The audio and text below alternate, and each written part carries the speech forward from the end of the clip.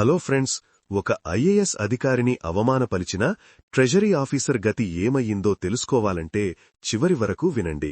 అలాగే నా ఛానల్ని సబ్స్క్రైబ్ చేసుకోవటం మాత్రం మర్చిపోకండి. ఉదయం 7 గంటలు. బందరు ఏఆర్ కాలనీలో నివసిస్తున్న రామచంద్ర మెల్లగా నడుచుకుంటూ బయటకి వచ్చాడు. అప్పటికే సమయం 10 అవుతుంది. వేసవికాలం ఎండ బాగా వేడిగా ఉంటే ఎండ అంచనా వేస్తూ బయటే నిలబడ్డాడు. చేతిలో ఒక పాత ఫైల్, భుజానికి లెదర్ బ్యాగ్, నల్ల ప్యాంటు, తెల్ల చొక్కా. అంతే, ఇంకేమీ లేదు.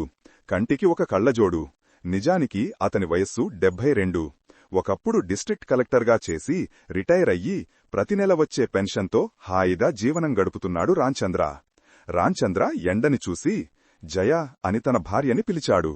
హా, ఏమిటండి అంది జయ. నేను పింఛను పని చూడటానికి ట్రెజరీ ఆఫీసుకి వెళుతున్నాను.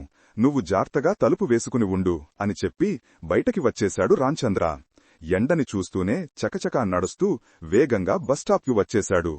ఎండ అస్సలు తగ్గటం లేదు. అయినా సరే అలానే నిలబడి బస్సు కోసం చూస్తున్నాడు రాంచంద్ర. 1, 10, 30, 50 నిమిషాలు గడిచిపోయాయి కాని అతను ఎక్కాల్సిన బస్సు ఇంకా రాలేదు. కొద్దిసేపు చూసి ఎండ బాగా పెరిగిపోతుందని దారిని పోయే ఆటోని ఆపి ట్రెజరీ ఆఫీస్కి వెళ్లాలని చెప్పి ఎక్కేశాడు. ఆటో వేగంగా వెళుతుంది. డ్రైవర్ అద్దంలో నుండి రాంచంద్రని చూసి గుర్తుపట్టి, సార్, మీరెంటండి ఆటోలో అని ఆశ్చర్యపోయి అడిగాడు. రాంచంద్ర నవ్వి, ఆటో అయితే ఏమైంది, గమ్యానికి చేర్చుతుందిగా అని నవ్వుతూ సమాధానం ఇచ్చాడు రాంచంద్ర. ఆటో డ్రైవరు రామచంద్ర నిరాడంబరానికి తల వంచి నమస్కారం చేసి ట్రెజరీ ఆఫీసు దగ్గర దింపేశాడు. రాంచంద్ర చకచక హుందాగా నడుస్తూ ఆఫీసు గేటు దాటుకుని మెయిన్ డోర్ దగ్గరికి వచ్చేశాడు. అక్కడ పరిస్థితి చూసి రాంచంద్రకి విషయం అర్థమయ్యింది. తాను రిటైర్డ్ ఐఏఎస్ అని తెలియనివ్వకుండా కౌంటర్ 3కి వెళ్లి కుర్చీలో జారబడి కూర్చుని ఫోను చూసి నవ్వుతున్న ఆఫీసరు స్వామి దగ్గరకెళ్లి, సార్, పేరు రాంచంద్ర, నా పెన్షను 2 నెలల నుండి రావటం లేదు, ఒక్కసారి చూస్తారా సార్ అని ఫైల్ అందించబోయాడు రాంచంద్ర. ఏంటయ్యా, పొద్దున్నే పెన్షన్ అంటూ ఎగేసుకుంటూ వచ్చేస్తారా, మాకేం పనిలేదనుకుంటారా, వెళ్లవయ్యా, నాకు చాలా పనుంది అని అరిచి వెళ్ళిపోమన్నాడు స్వామి. సార్, అది కాదు సార్, ఒక్కసారి చూడండి అని అభ్యర్థించాడు రాంచంద్ర. వెళ్ళిపోమంటే వినపడటం లేదా, చెవులుగాని పోయాయా అని 2 బూతు మాటలు మాట్లాడి, సెక్యూరిటీ, ఈ ముసలోడిని బయటకు తోసేయ్ అన్నాడు స్వామి. సెక్యూరిటీ వచ్చి వేగంగా ఆ ముసలి వ్యక్తిని బయటకు తీసుకొచ్చి, ఎందుకండి అతన్ని కదిపారు, బాధపడకండి, కొద్దిసేపయ్యాక నేనే వెళ్లి అడుగుతాను, ఇక్కడ కూర్చోండి అని చెప్పి వెళ్లిపోయాడు సెక్యూరిటీ. సమయం గడుస్తోంది. రాంచంద్ర తను ఎవరో బయట పెట్టాలని అనుకున్నాడుగాని ఇది సరైన సమయం కాదని ఆగిపోయాడు. ఎండ బాగా వేస్తోంది. రాంచంద్ర ఆకలికి ఆగలేక తనతో తెచ్చుకున్న భోజనం తిందామని డబ్బా ఓపెన్ చేశాడు.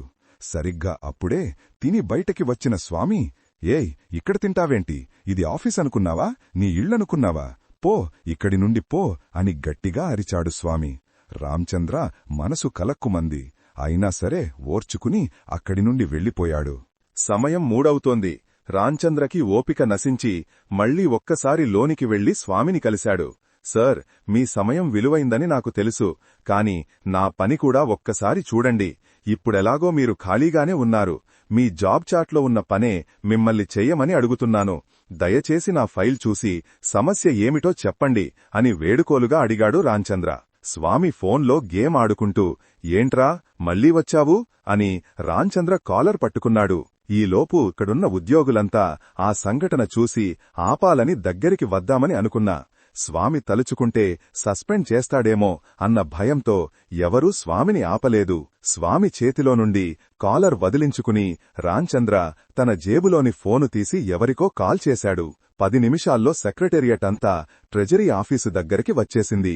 స్వామి ఇదంతా చూసి వణికిపోయాడు. లోపలికి వచ్చిన తనపై అధికారులని చూసి, సార్, మీరెలా ఇంతమందితో వచ్చారు అని వణుకుతున్న స్వరంతో అడిగాడు. నువ్వు కన్ను మిన్ను కానకుండా ప్రవర్తిస్తుంటే రాక తప్పలేదు అని గట్టిగా అని ఒక కుర్చీలాగి ఆఫీసు మధ్యలో వేసి రామచంద్రని కూర్చోబెట్టాడు. సెక్రటేరియట్ అధికారి స్వామి స్థానువైపోయాడు. అంతే, అతని నోటి వెంట మాట రాలేదు. చూడు స్వామి, ఇక్కడ కుర్చీలో కూర్చున్నారే, ఆయన పేరు రామచంద్ర. ఆయనోక్ రిటైర్డ్ ఐఏఎస్ అధికారి. వారిని నువ్వు ఎంత నీచంగా చూశావో మా అందరికీ తెలుసు.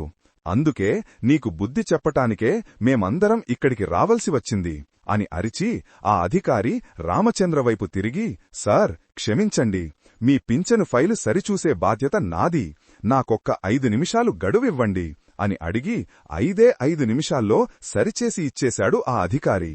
రామచంద్ర ఫైలు చూసుకుని లేచి అధికారికి థాంక్స్ చెప్పి స్వామి దగ్గరికి వచ్చాడు. స్వామి గడగడ వణికిపోతూ సారీ సార్ అంటున్నాడు. ఈ రోజు నుండి నువ్వు ఈ ఉద్యోగానికి పనికిరావు, ఒక సాధారణ వృద్ధుడిలా పనిచేసిపెట్టు అని నిన్ను నేను వేడుకున్నాను, అభ్యర్థించాను. కాని నువ్వేం చేశావ్? ఇక చాలు, ఈ రోజుతో నీ ఉద్యోగం అయిపోయింది, నువ్విక వెళ్ళిపోవచ్చు అని సెక్రటేరియట్ అధికారి వైపు చూశాడు రామచంద్ర. ఆ అధికారికి విషయం అర్థమయ్యింది. వెంటనే సస్పెన్షన్ లెటర్ స్వామి చేతిలో పెట్టి నువ్విక వెళ్ళొచ్చు అన్నాడు ఆ అధికారి. స్వామి ఏడుస్తూ సార్ తప్పయ్యింది, క్షమించండి అన్నాడు. అన్ని తప్పులకి క్షమాపణలు ఉండవు, నువ్వు మనిషిలా మారాలనే ఈ సస్పెన్షన్ అనేసి అందరూ అక్కడి నుండి వెళ్ళిపోయారు.